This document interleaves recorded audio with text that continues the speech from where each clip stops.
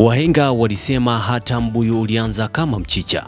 Kauli hii inaonyesha wazi jinsi chuo cha elimu ya biashara CBE campus ya Mbeya kinavyowawezesha vijana wa sekondari jijini Mbeya kujikomboa kiuchumi kupitia vilabu vya ujasiriamali vilivyoanzishwa mwaka 2023. Lengo kuu la vilabu hivi ni kuwajengea wanafunzi uelewa wa ujasiriamali kwa vitendo, si kwa nadharia pekee. Hadi sasa zaidi ya wanafunzi 1500 kutoka shule 10 yani Ganzo, Uyole, Old Airport, Ilomba, Ihanga, Mwakibete, Lyoto, Iwambi, Itezi na Wigamba wamenufaika na mpango huu.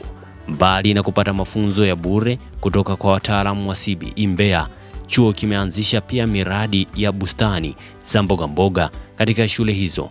Mpango wa vilabu vya ujasiriamali wa CBE Mbeya unaonyesha kwa vitendo kuwa elimu ya utekelezaji ndiyo nguzo imara ya kuwajengea vijana kuwa wabunifu, wachapa kazi na wenye uwezo wa kujitegemea kiuchumi. Na hapa Mwalimu Levocatus Julius anatueleza namna ambavyo mradi huu kutokea CBE ulivyowasaidia katika shule ya sekondari Old Airport. Tuna klabu yetu hapa shuleni ambayo inadili hasa na masuala ya biashara, lakini pia kilimo.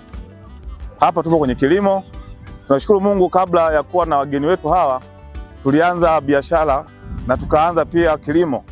Hapa tunalima mchicha, hapa tunalima figili, tunalima majani ya maboga, lakini pia tunalima sungwe.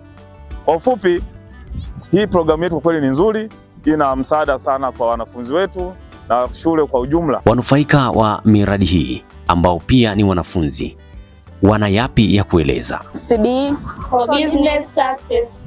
Klabu ya ujasiriamali tunanufaika nayo kwa sababu kabla haijaanzishwa hata chakula shuleni tukopo mboga ya tuli, mboga za majani, lakini kwa sasa tunanufaika nayo kwa kukiwa tunakula mboga za majani. Ya ujasiriamali imenisaidia katika kuwa na uzoefu wa kazi mbalimbali na imenisaidia kuwa mbunifu katika mambo mbalimbali ambayo sio tu yanajihusisha na ujasiriamali. CBE imenisaidia kuwa na uzoefu wa kazi mbalimbali ambazo zinaniwezesha kupata kipato katika jamii na katika familia yangu nayoishi. Kitu ambacho kilinihamasisha mimi kujiunga na hii klabu ya ujasiriamali kutokana na upungufu wa ajira mitaani, ili kupata elimu zaidi kuhusu kilimo, kujianzisha na kilimo na kujitegemea baada ya kumaliza shule. Lakini jambo hili sio tu kulifanikisha katika shule hii kwa wepesi, limekuwa likileta matunda chanya hapa. Mkuu wa shule Obadia Kabuje anaeleza kwa undani zaidi. Hapa ni kilimo tu kwa kweli.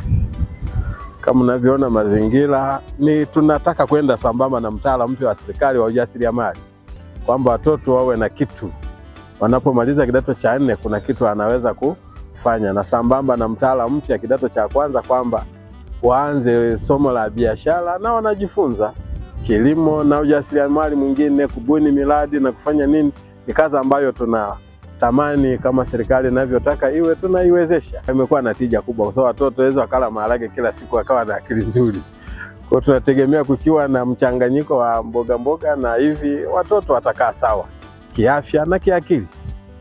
Aha, sasa mratibu wa ujasiriamali kutoka chuo cha elimu ya biashara Ezekiel Kayombo anatuambia aliwezaje kuyafanya haya yote.